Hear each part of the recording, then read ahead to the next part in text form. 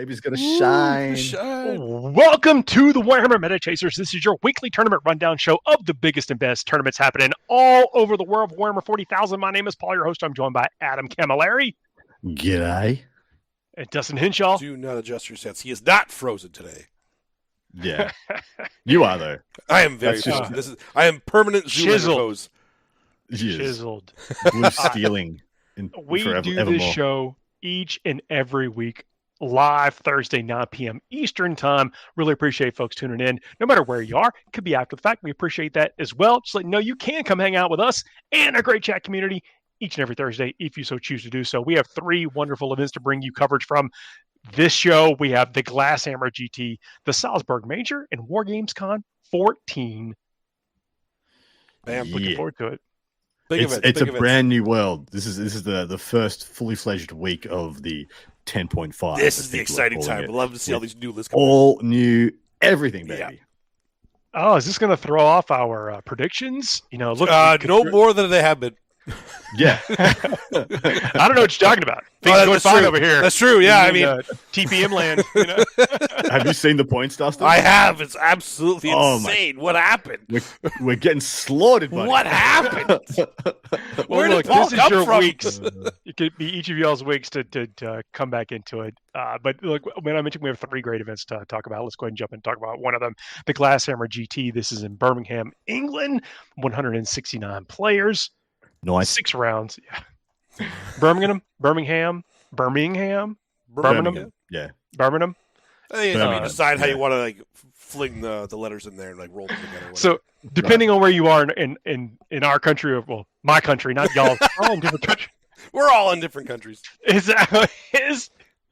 Birmingham can be said, much different ways. So, but this is probably the original over there in England 6-round event. What are we going to see there? In the Imperial Super Faction, there are 8 Sisters of Battle, 6 Custodes, 3 Admech. Ooh, Admech coming in hot already. 2 Astra Militarum, 6 Grey Knights, and 4 Imperial Knights. Space Marines, there's 9 Adeptus Astartes, 8 Dark Angels, 3 Space Wolves, 10 Blood Angels, 1 Death Watch, 7 Black Templar.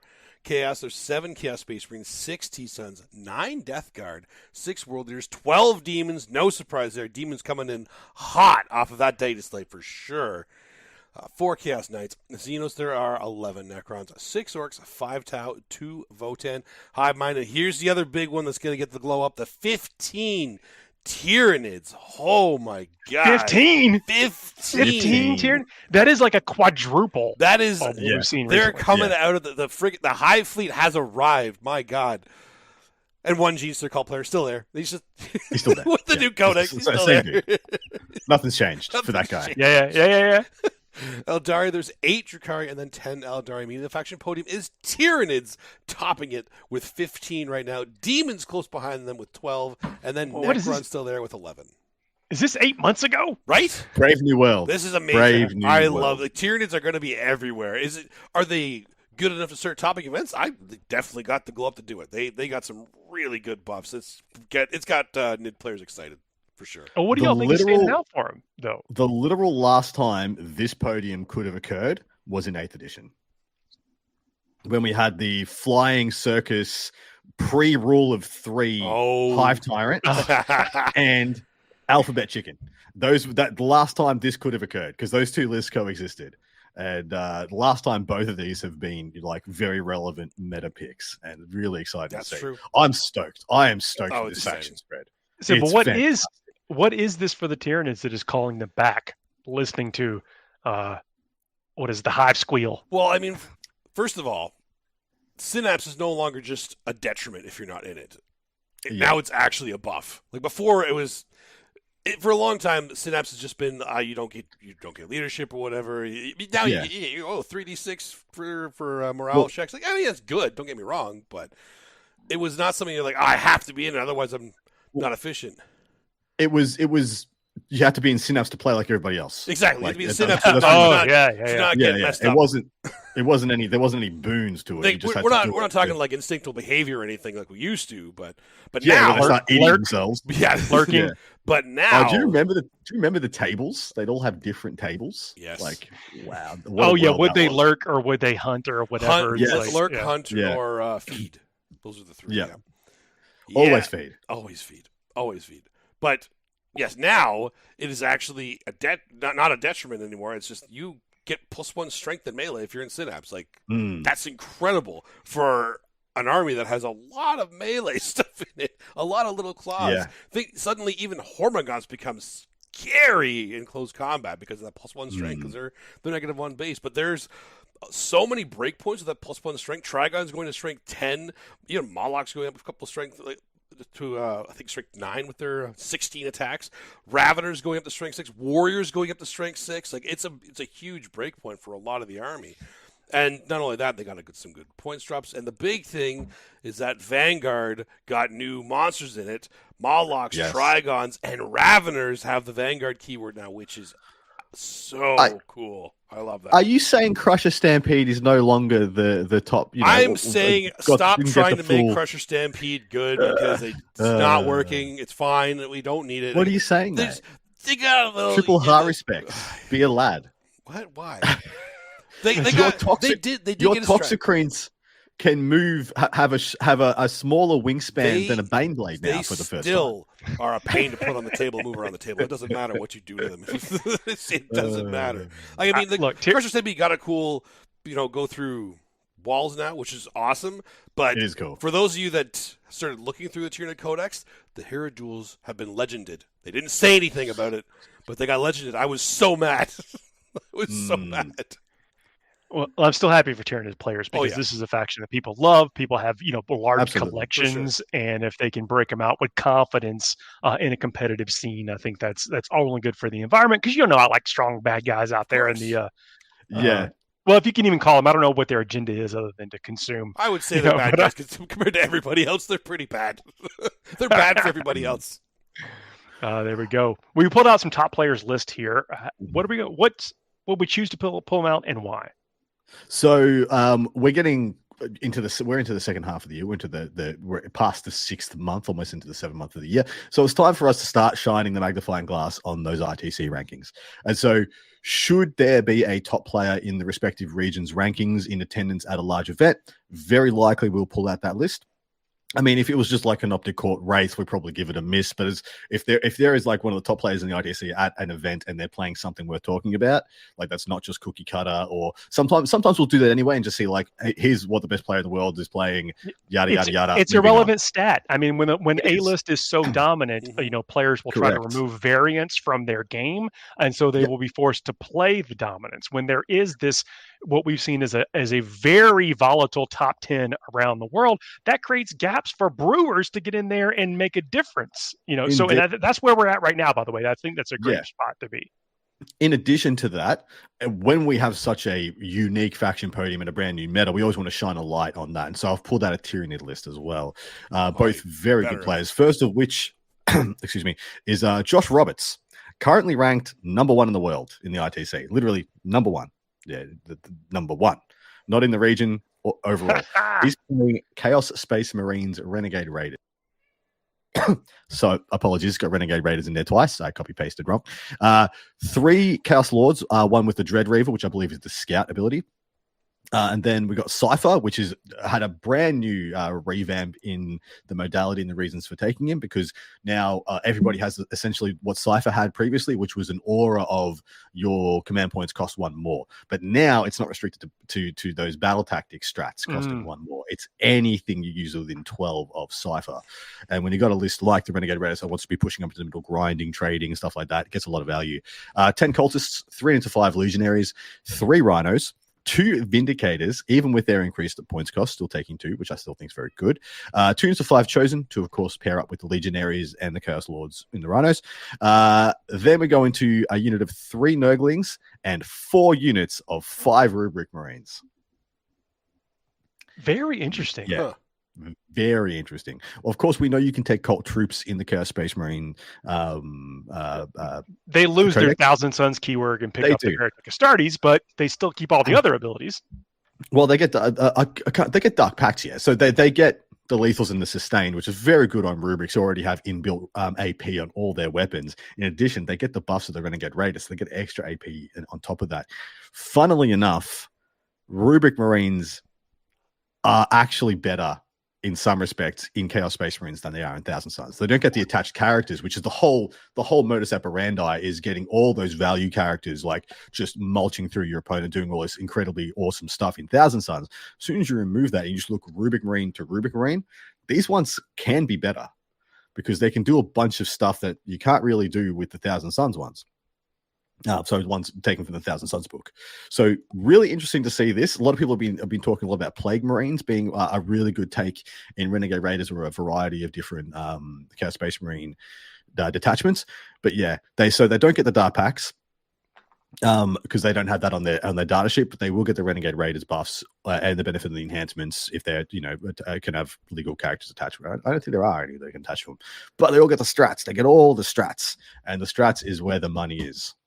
So really, really, really cool. Very excited to see how this one does because this is a brand new take. And a lot of people have hyped this up as being like, take Plague Marines, take the Rubric Marines in this in the Renegade Raiders or in the Chaos Space Marine book. So we will see how this goes. Do you have any thoughts on this one? Phrase. Yeah, it's like there's a lot of list in this list. There are pieces that can trade. There are threat pieces. There's frustration pieces for your opponents. So it seems pretty good. Oh, it's going to be a very good list. Josh wouldn't be taking it otherwise, number one player in the world. The next one I've pulled out is Matt Robertson, who is a perennial Team England WTC player. This is Tyranids. This is a Vanguard Onslaught, and so therefore I will give it to Dustin to read it out. Of course. So we have a Broodlord, a Neuro Tyrant with a Neuro Node, 2 Wing Primes, 3x10 Gargoyles, a Biovore still, 2 Execreens, 10 Gene Stealers, 2 Mawlocks, 2 Neuro Lectors, a Pyrovore, 3 Raveners, and 2x6 Melee Warriors, of course, with the 2 Wing Primes. So for the most part, it looks like a pretty standard old school Vanguard Onslaught list, except now you're seeing 2 Mawlocks added in here because they have the Vanguard keyword, so they can actually be picked up and dropped down every turn to do their mortals. Yeah. So that's Whack-A-Mole. That is back on the amazing. menu. Which was previously unavailable to this detachment. It was completely unavailable. Yeah, they could not do that with the Mawlocks. Because before, you could only do it with 2 Vanguard or 1 Infantry. So Mawlocks did not qualify for any of them. But now that they have the Vanguard keyword, 2 of them can be picked up every turn and just drop down new mortals every turn. Yep. Like I said, Whack-A-Mole. Love it. Yeah, they're going to pop up, pop down, pop up, pop down. They're going to be very annoying, very frustrating. Yeah, Still seeing the single Biovore, mate. Explain. Why would you still take this guy? There are still some secondaries that he counts for. They can't do actions, but like behind enemy lines and stuff, like the spores still count for that. So it's still, and it still blocks movement. It still prevents advancing. Like it has a lot of play. Having 1 Biovore is not. It's still a fat-based screen.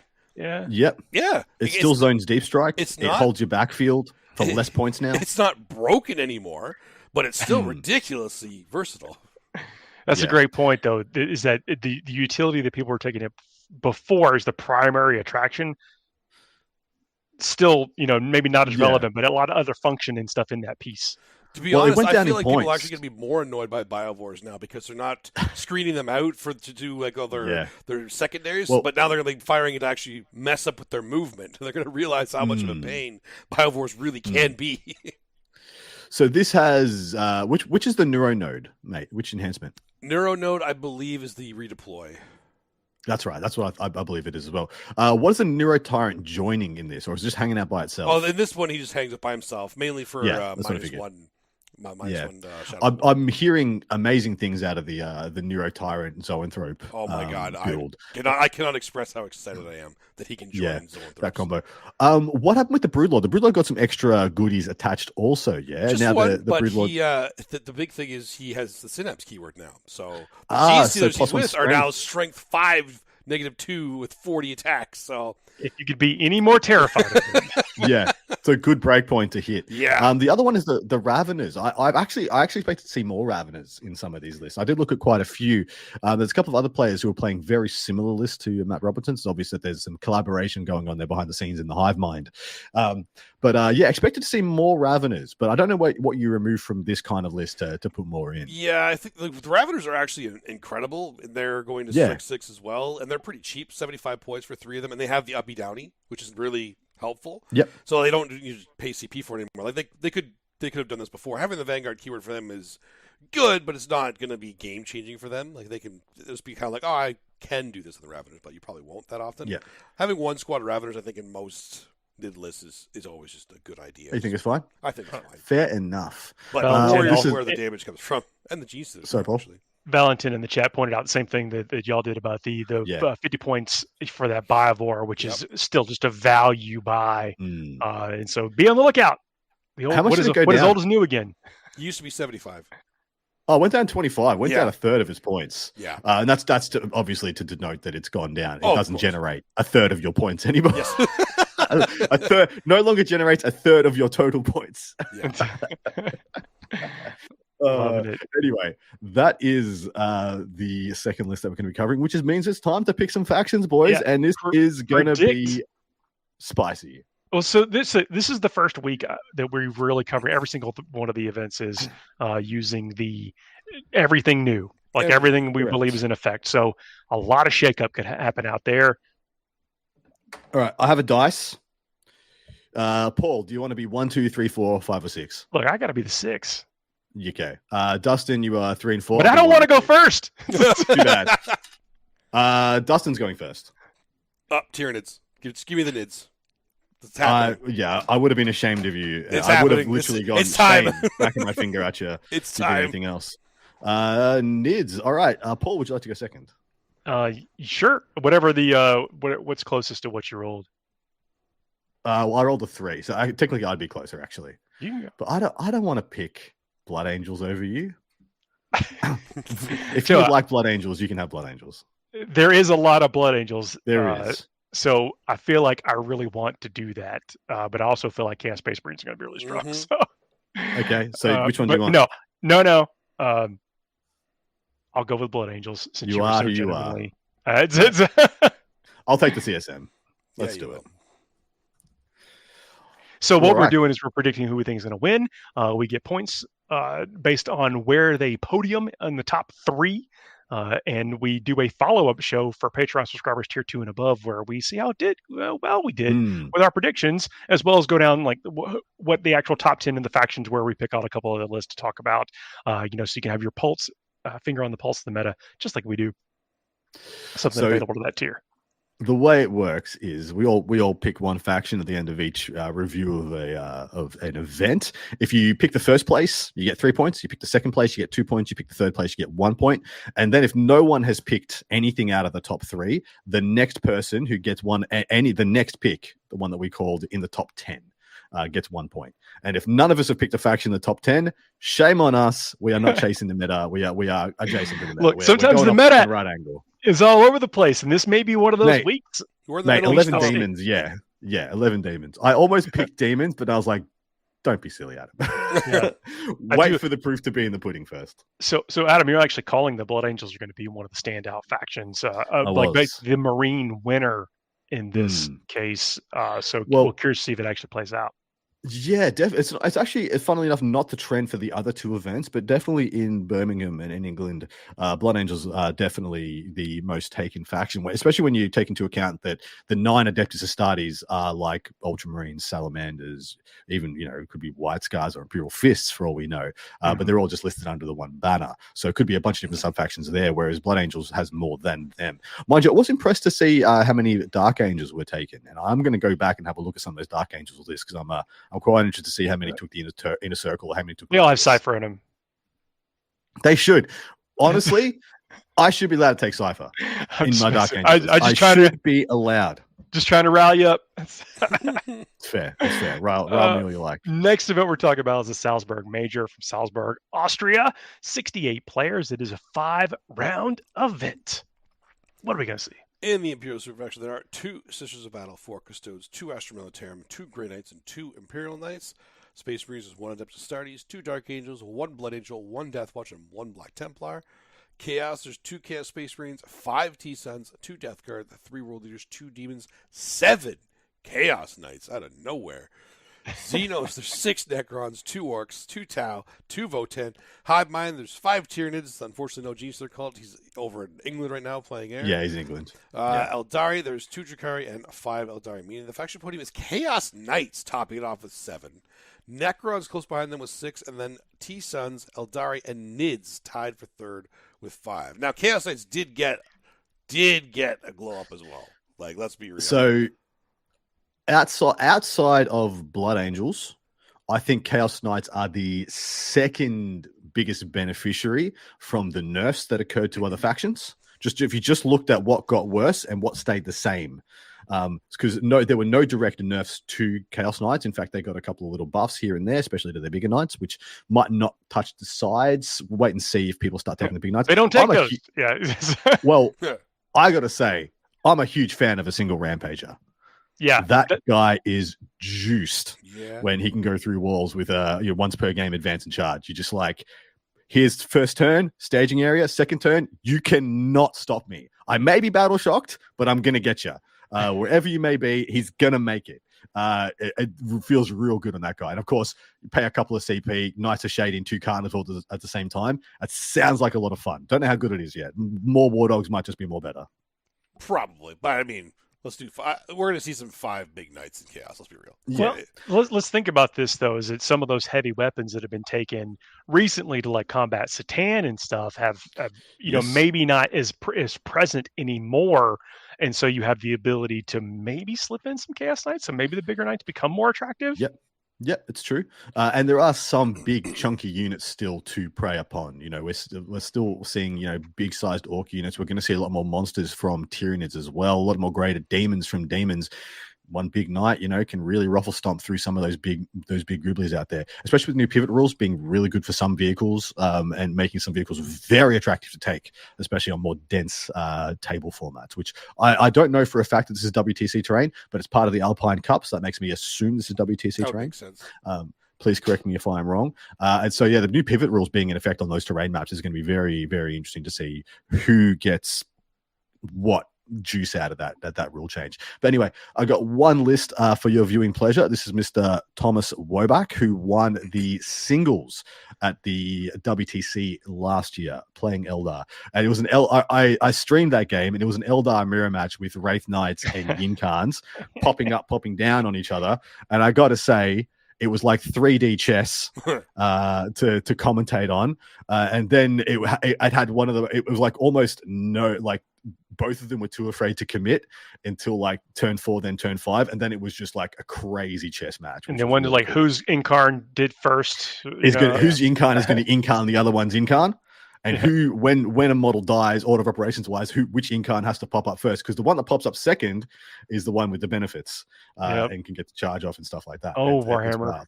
But anyway, very good player, Thomas Wobach, considered one of the best in the world, especially at Eldar. He's a faction specialist. He's battle host, and he's got an Autarch Wayleaper with a Phoenix Gem, so get back up on death. Karandris, who saw quite a significant points reduction in addition to the Striking Scorpions that are coming up as well. A Troop Master, which is the downgrade now from Yvraine. So Yvraine used to be taken in this slot to attach to a unit of troop. She went up in points, and now Troop Master is very much a budget version of that. So it is not the Troop Master is not as good as Yvraine, but it's way less points now, so not a big deal.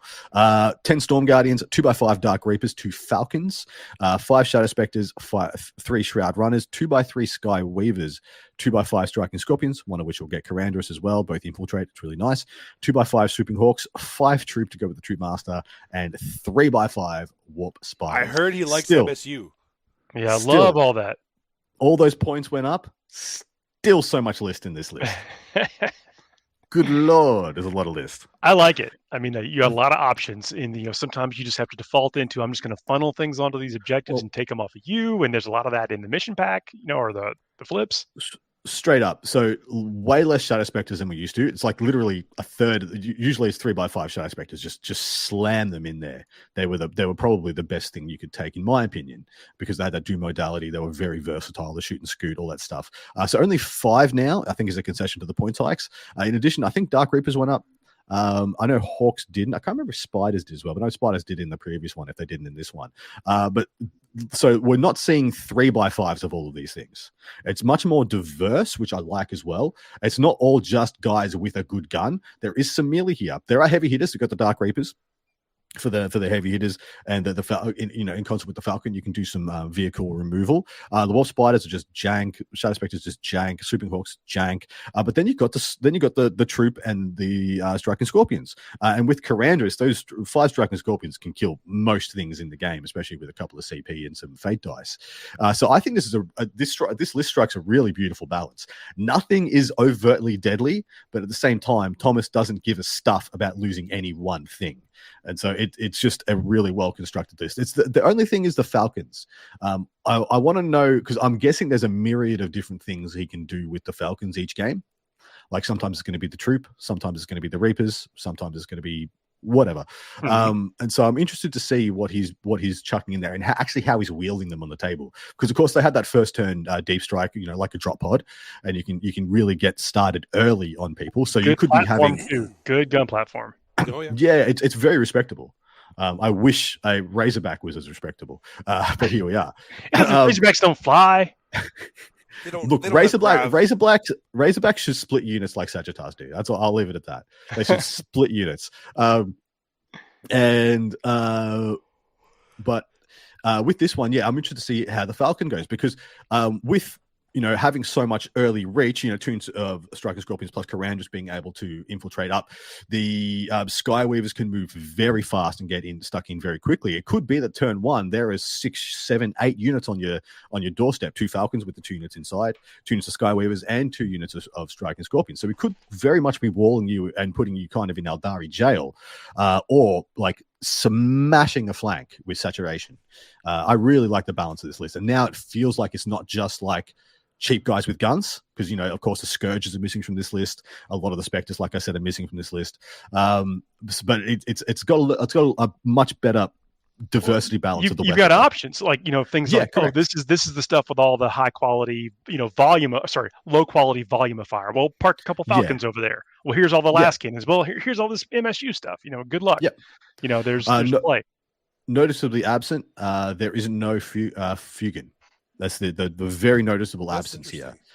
Yeah, I that's another thing I'd like to ask him. It's just because is he too many points now? Do you lose too many? If you saw that in the Fire Dragons, you'd know exactly what was happening with the Falcons. Correct. You know exactly what's in the Falcons, right? But yeah, Fugan being missing is very much the interesting pick here, because I would have thought he's still nearly auto take. So I'd love to be able to pick Thomas's brain on what he felt like he was giving up, or what the proposition. For his points, probably like 2 5-man squads of something. I've got a feeling it throws out the whole balance. It really does. I got a feeling it makes it awkward for him. I'm actually going to mention that with points being what they are. You think about, when we actually talk about this on another show, is like when you start changing part of your list, what goes with it to support that stuff or whatever. Yeah. And so the decision tree here seems to have led to a different conclusion, but you got to pay attention to it, because this player's history. Yep. Exactly right. All right, time to pick some factions, boys. I'm going first. I'm back in the Chaos Knights. Chaos Knights. All right. Well, I left his Eldari, boys. I was going to pick Eldari, but then I realized I like CK, and I'm gonna back him. Who went second? Yeah, Paul, you went second last time. Yeah. So Dustin, so Paul, Thousand Sons. Thousand Sons. Yeah. Dusty Boy. I'll take Eldari. Yep. Yeah. I think it's all good picks, lads. It's Europe. Yep. T-Sons are going to do well. They will. 100%. It's 2 constants in the meta. Every continent gets exactly 1 GSC player, and T-Sons do well in Europe. Yep. Next event we're going to be talking about is Wargames Con 14 from Austin, Texas. I've been to this event in the past. Excellent. Good times. It's been one of those. I believe the event has changed hands a few times over the years. Matter of fact, I know it has. It's been going for 14. It's a long innings for a single TO. But carrying forward, that tradition of the area, you like to see it. Austin is a great city. Austin has a giant college there, so a lot of activity, a lot of cool stuff. It is a kind of like a destination city if you haven't been there before. Here I was thinking you're about to tell us about a taco truck or a burger. I can taco truck. Yes. All right. Top pick. No, so Torchy's Tacos is actually really, really good, but it's not a truck. It's a like a fast casual. Literally knows it by name, by heart. My God. But it does. Tex-Mex or traditional Mexican? It's I think it's more on the traditional side, but there's that elements of Tex-Mex in it. It's nice. But they have a bunch of different types of tacos. But Torchy's it's great. If you're in the area, you should go. Wargames, Wargames Con. We know there's a lot of great players in Texas. It's a very active region. What are we going to see there? We will be seeing in the Imperial Super Faction there are 7 Sisters of Battle, 6 Custodes, 2 Admech, 6 Astra Militarum, 3 Grey Knights, and 3 Imperial Knights. Space Marines, there's 5 Astartes, 5 Dark Angels, 2 Space Wolves, 3 Blood Angels, 2 Death Watch, and 2 Black Templar. Chaos, there's 6 Chaos Space Marines, 4 T-Suns, 6 Death Guard, 10 World Eaters, 2 Demons, and 5 Chaos Knights. Xenos, there's 6 Necrons, 11 Orcs, 9 Tau, and 2 Votan. Hive Mind, there's 4 Tyranids. Oh my God, the 2 Gene Stealer cult. Somebody from another continent has joined in Texas to double sharing our numbers here. Love it. Love it. Eldari, there's 5 Drukhari and 4 Eldari. I mean, the faction podium is Orcs topping off with 11. World Eaters close behind them with 10, and then Tau right behind them with 9. That's actually every single podium was completely different. Correct. That's amazing. I'm literally just copy pasting all the podiums next to each other. That's amazing. Right now, just to demonstrate the diversity we're working with, right? But yeah, Orcs. I mean, we know Texas is very treadhead central, like a lot of tank lovers, a lot of Orc lovers. Dorian says it's a very low number of Astra Militarum for that area. For that area, absolutely. A lot of the treadheads. I mean, but not to mince words, maybe people don't have enough Rogal Daunts, or not enough Russes, or not the right turrets for their Russes to play the Russes that they want, or they're just lamenting the fact that, to all appearances, Astra Militarum got dealt pretty rough. They're one of the most nerfed factions. Not saying I do not think they're a bad faction by any means, but the optics of it makes it feel a little unpalatable right now. It'll take some people some time to formulate what new lists look like for Guard, because it is back to the drawing board. But the good news is that index is very deep. There's a lot of very good data sheets still. Buy more Scions is Adam's top 1 pick of the day. Play more Scions. Scions is the answer. So good. Yeah.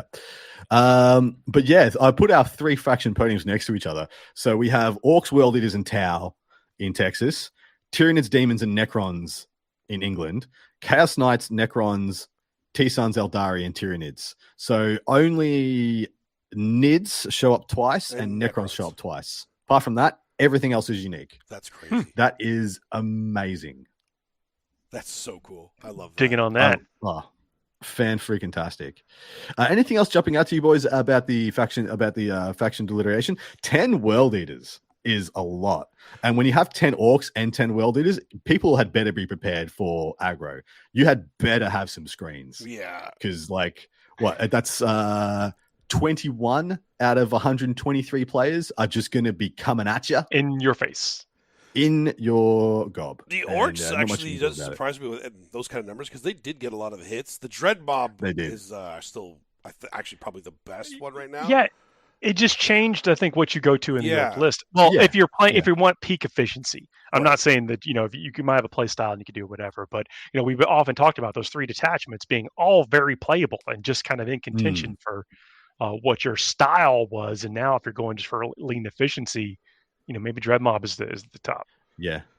Very healthy Sisters numbers, healthy Custodes numbers as well. It's very obvious that people have got some more confidence in their green banana boys and are willing to give them another crack on the table, which is excellent to see. The Astartes numbers are a little bit wild, pretty mediocre for the most part. It's 2 Death Watch out of nowhere. Death Watch and Black Templars having the same amount of players. Who would have thought that would be a sentence? Wild. I didn't think Death Watch were going to get that much more play right now. The fact that there's 2 more here than I thought there'd be. Let's put it that way. Correct. Me too. Me too, mate.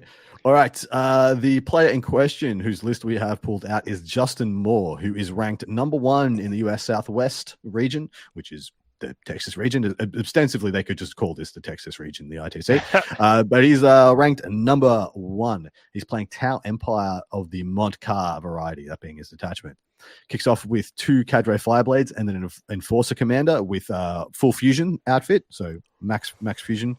3x10 breaches, 2x3 stealth suits, 3 Sunforge crisis suits, which I assume are the fusion suits. Someone correct me if I'm wrong. I'm assuming. I looked at the Enforcer Commander. I'm like, fusions. I'm like, I don't know what this one is yet. Sunforge sounds fusiony, Exactly right. He's got fusions. I'm assuming they got fusions too. Seems like a safe bet. Then we've got 2 Ghost Keels, 2 Hammerheads, 2 Piranhas, 2 Riptides, and 2 Devilfish. Just 2s as far as I can see down the rest of that pile. But that's just 2 of all the good stuff, plus the Piranhas for utility and the Devilfish to tote around the breaches.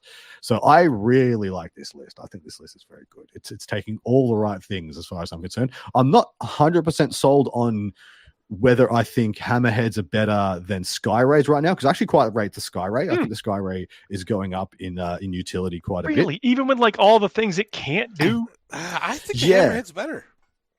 Yeah, that's what I'm saying. I'm not sure. I feel like it's closer than it has been in the past. It definitely, but I don't know which way I would go. I think Ion Hammer is just the way to go. That's what I think. Yeah, fair. Yeah, the Ion head.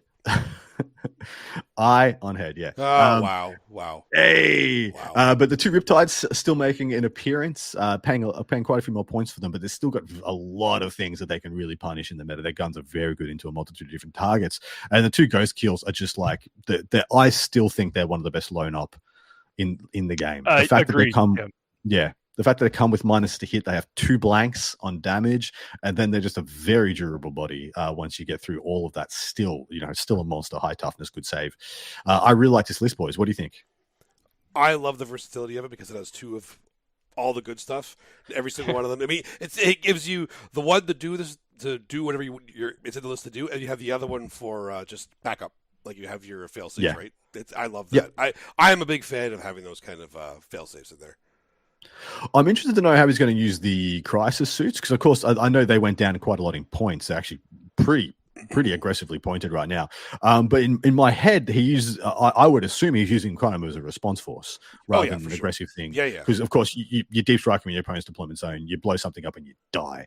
So I'm of the opinion he's probably going to use them as stick him in deep strike, and then when people push out on his on his lines, he's going to smack them down with the fusion. I can mention you got rapid ingress. You've got Correct. most tournament terrain formats have like a staging area where you can almost set up these like threatened, like if you're going to put them there, and if they come anywhere near you, they're going to lose that unit. So it's almost a threat delay type piece, probably where just this number of them will be used. I think is that check, exactly making people really want it.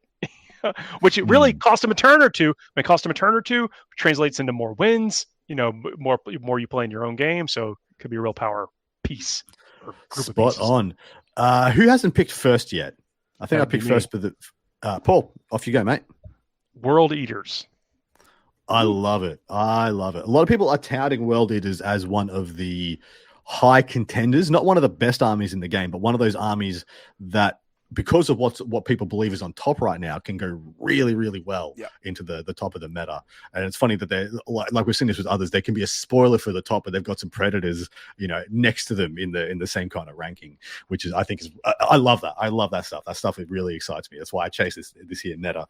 Dustin, you want to go next? Sure. I'll go Tau. Yeah, I think that's a good pick. I'm going the Orcs. Yeah. So many Orcs. That's a great pick. Yeah. Great picks. I think we all picked good.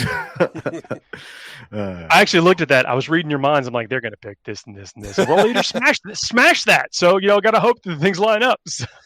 Well, dude, World Eaters go first versus, this list actually could be a lot of problems. I mean, it's just got the stealth suits out front to try and hold back the lanes of ingress, and they don't have a huge wingspan for the amount of territory. It's just 3 40 mil bases, 2x3 of them. So it might be that you're just trying to wall off with the piranhas and the devilfish. Sacrifice devilfish stay up front and take all the hits. They'll be fine. 4 up invulns. Oh, yes, Angron 6 exalted 8 bound. Whatever. Riptide doesn't care. It doesn't fine. Never heard of him. Can't fail a 4 up. Who cares? I have never failed a 4 up in my life. If you were playing me, that's what would happen. If you were playing me, it would be your day. It would be your best day. You'd be like, wow, and go bronze this hand. Oh my goodness, this is a 5-week month, so of course our numbers are high for our predictions.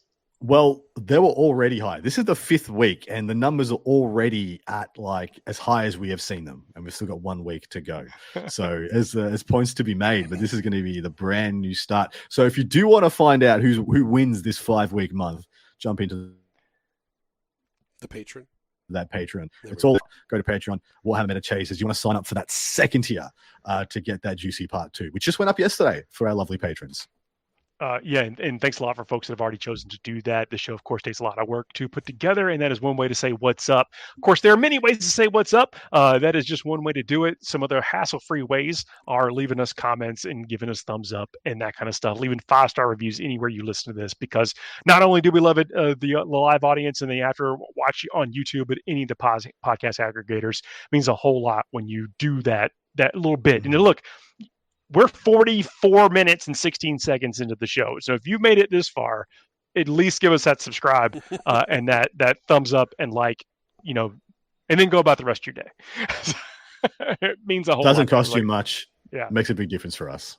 And now we're about to get to a part in our show. Look, if you just joined us after the end of all that crunching the meta, seeing what's up, making our brains do all the exercises and flip-flops, we get to a segment where we get to just kind of chill and take the pressure off. We call this segment the Fuego Rapido.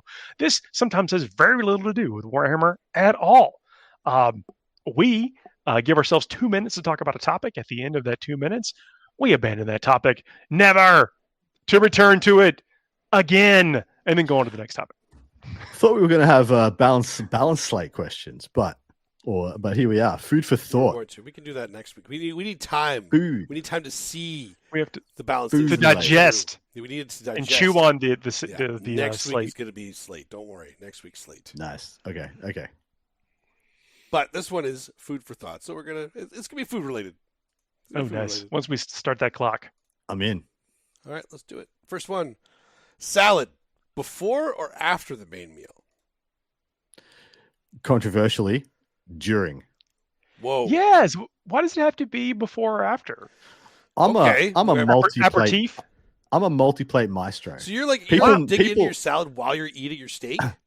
Hey, real talk. Who on earth eats it after? Anybody? Show of hands. Anybody? I actually had somebody approach me the other day talking about how they have their salad as their palate cleanser at the end of their meal. I had never heard it before then. Yeah. I mean, if you get a big steak, I want to break it up. Otherwise, I get overwhelmed and don't appreciate the steak as much. So I need to be chucking other things in the middle there. I mean, I guess it depends on what kind of salad. Like if you have like a really strong like balsamic dressing on it or something, that could really overpower your taste buds, right? I mean, American salads are not salads. They all have bacon and how much cheese meat on them. Can I pile in this and cheese? Yeah, it's absurd. I remember the first time I was in the States and I got Uber Eats and I ordered like the salad with all this stuff. I got a burrito as well, and the salad came and there was more meat on the salad than in my burrito, which I believe had extra pork. And I was like, this is ridiculous. There's more pork on the salad. Yeah. Anyway, I am a during man, and you only need to look at the way I order and the way I eat to know I'm neurodivergent and have ADHD, because I've got to have like 3 drinks and 3 or 4 plates that I'm eating from at the same time. Just like, yeah. You know what? I can actually vouch for that. I remember in Vegas seeing that and thinking, wow, this guy likes to keep his palate guessing when he's eating. Gotta mix it up. You don't get fatigue. I'm a during as well. Like, well, typically our family meals at dinner time will have a salad, or some greens on the plate at the same time. Yeah. Okay, I'm a before guy. I always have it before. I like it as kind of like an appetizer, just to kind of get my mouth ready for what's about to happen. That would be like fine dining. They would do that. Yeah, fine dining. Fuego. Next up. For trays of baked sweets, do you prefer a quarter piece or a middle piece? Like for brownies and stuff like that? Yeah, like for brownies. I think brownies is the best example of this. I think I'm a corner piece boy. I like the chewy corner pieces on brownies. That's my favorite bit. As much as that caramelized texture I could get, the better. I always corner. So like, no matter what it is. What is the benefit of the middle one? Because I've always been a corner piece, and I've never really. It's gooey, I guess. Gooey? Yeah, I guess it's gooey. It's softer. Does it get, like, when I was a kid, I always wanted the middle piece. As a man, I want the corner piece. I feel like as a kid, I wanted the middle piece because I liked kind of just making a mess of the whole thing. So I like making my mom have to cut the middle of it before anything else. It's like, yeah, do that. Yeah. Look, folks are texture. I mean, I am largely a texture eater. We got some middle enjoyers in chat. Do. Okay, guys, what is it about the middle? Less burnt. Okay. So I like the burnt. See, I like the burnt. I like the burnt. Yeah, so maybe that's what it is. What I agree. It's hard to get baking, depending on the ovens and everything, it's hard to get everything the exact same temp and doneness.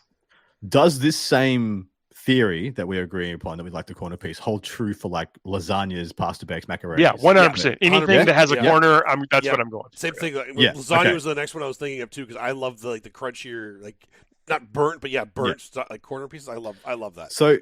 Well, the three of us are aligned. As one of the first times we have complete agreement, that's like unanimous, undeniable. There are 4 corners in a dish typically. So if we ever got 2 more people on this show, we would have to strategically place how we lined up to get the meal. Very, very hard to do.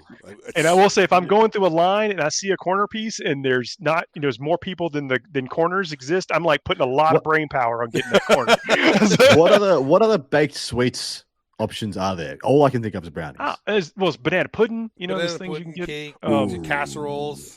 Yeah. Man, I am a banana pudding convert, by the way. Yeah, cobblers. I go hard for banana pudding. They are delicious.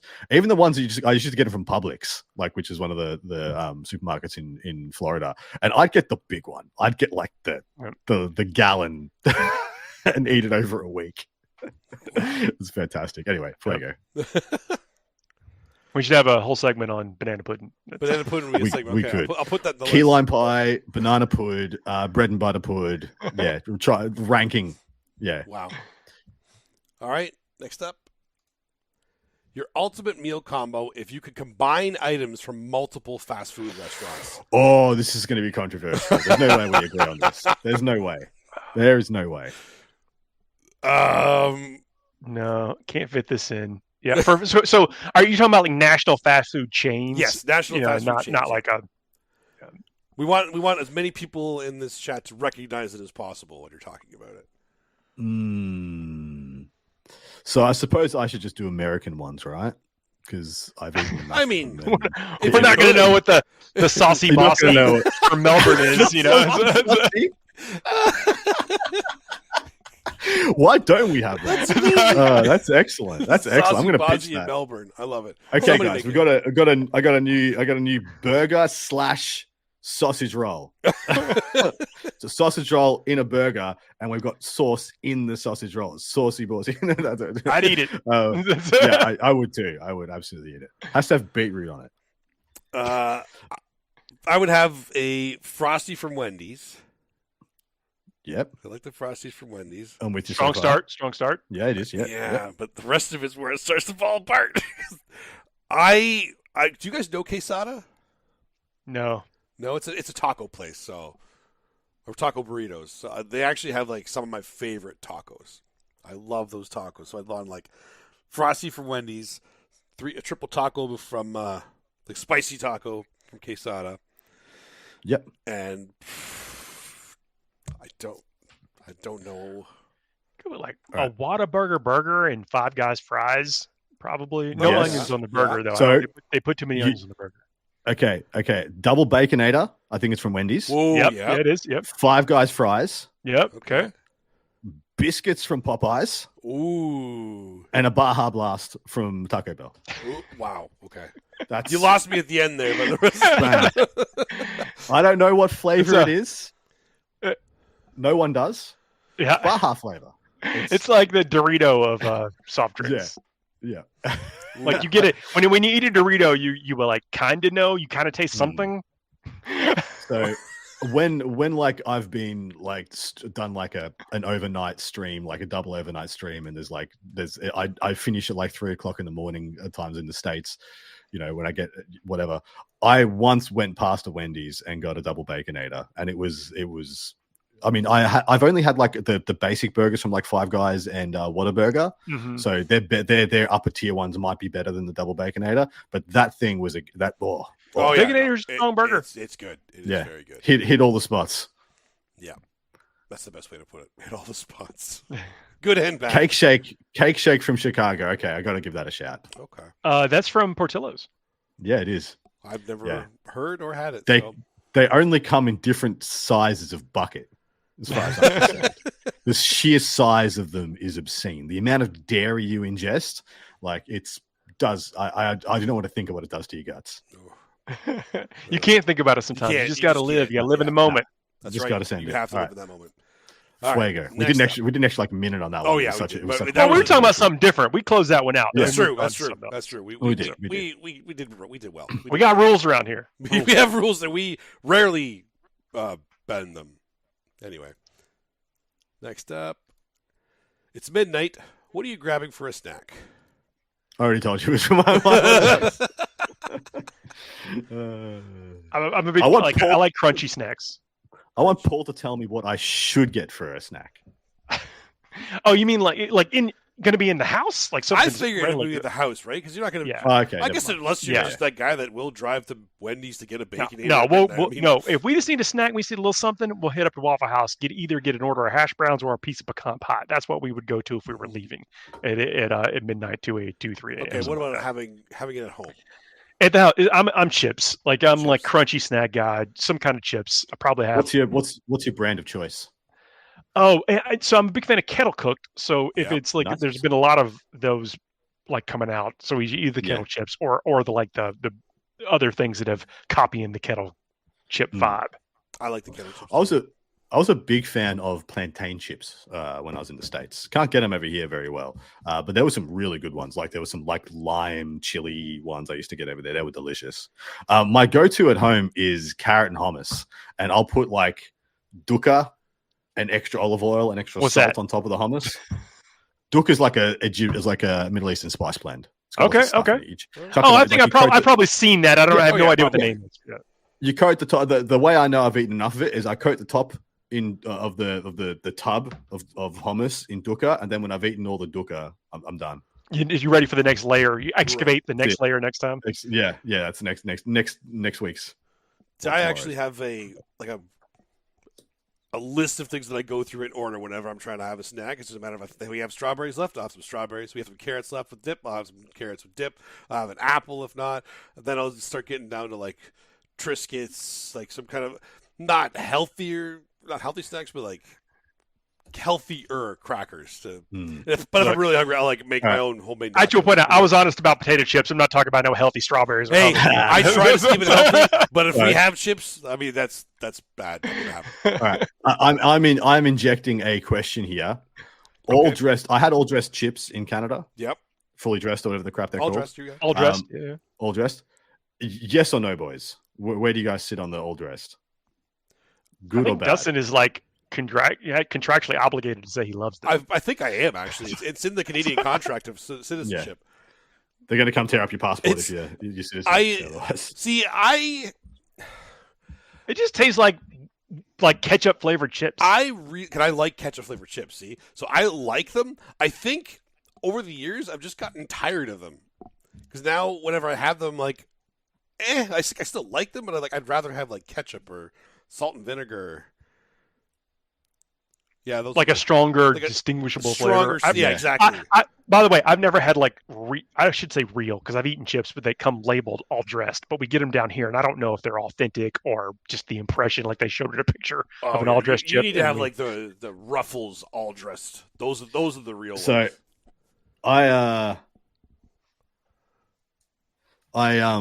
I think I can't remember who I was in Canada, and I can't remember who got me the pack of the authentic ones. And just as a meme, I put the first chip in my mouth, nodded, and then took it out. It wasn't that bad. It just wasn't that good either. I think it was Val. People had been telling me, "Oh, you gotta have this, gotta have this, gotta have this." I had it, and I'm like, it's okay, I guess. I wouldn't buy a pack of them next to just like plain salted, which is kind of my preference. Okay, well, if you're a plain salted guy, you can't put down a flavored one. Do you remember why I'm a plain salted guy? Because if you have a spice rack, you can just have whichever flavor you want whenever you want it. Some smoked paprika in there, cool. You got a different packet of chips when you're halfway through. But what if you're out? You carry some smoked paprika in your glove compartment? You know what? That's actually not a bad idea. I might start doing that. Yeah, bit of cumin, bit of turmeric. Chuck it in there. I'll solve that problem.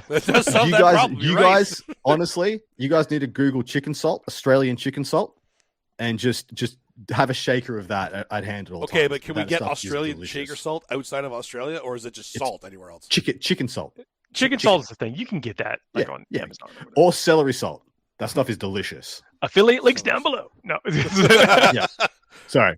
Do you have another fuego? This has been like an intense fuego. We're getting right into We always get this with food.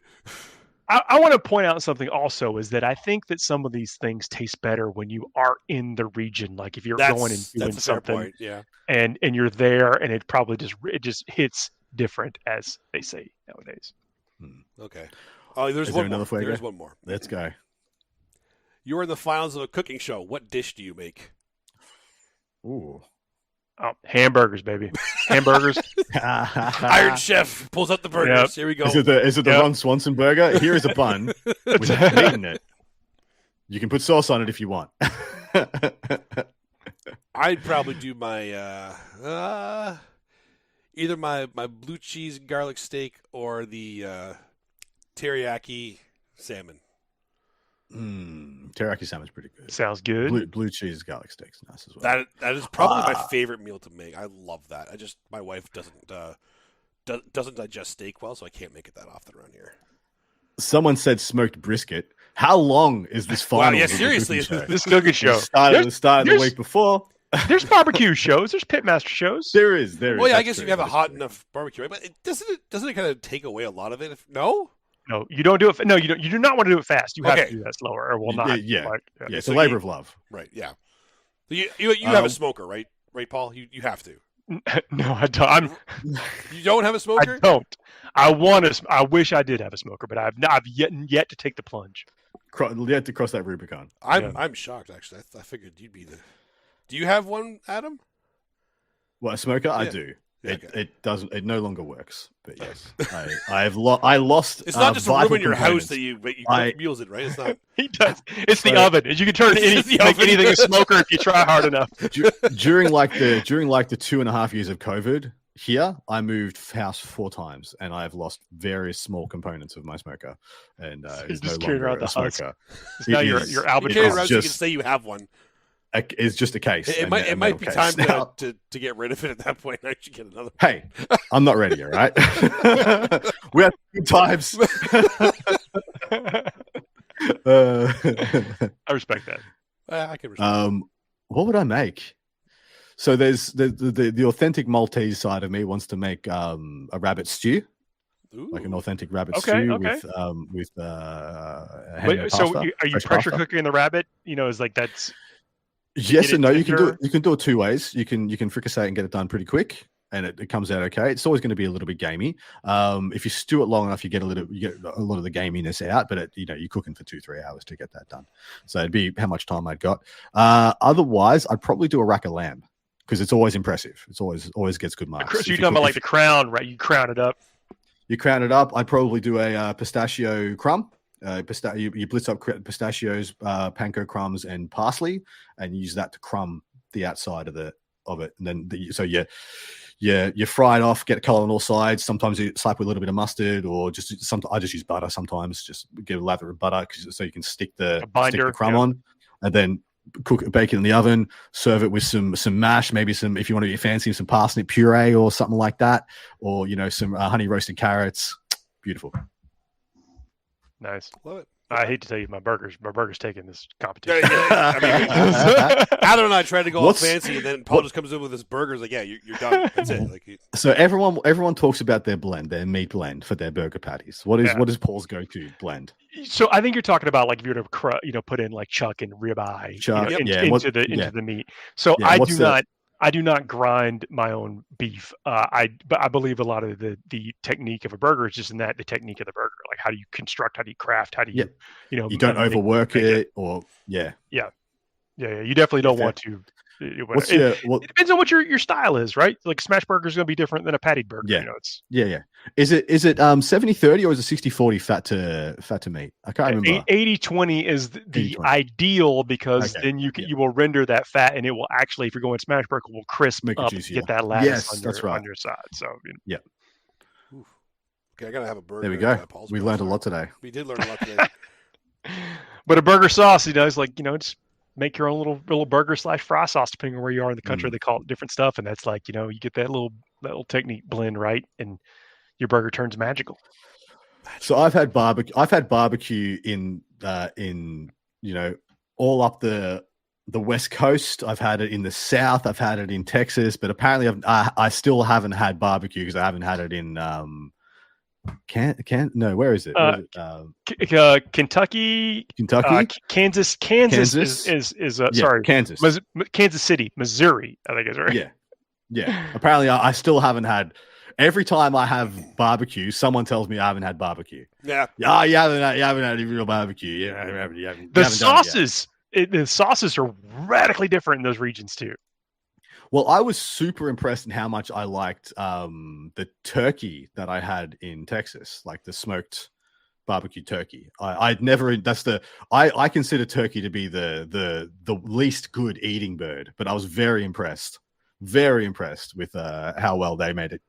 Ooh, nice. Smoked turkey does sound good. Yeah, smoked turkey is delicious. Yeah, smoked turkey. Well, that's our show this week.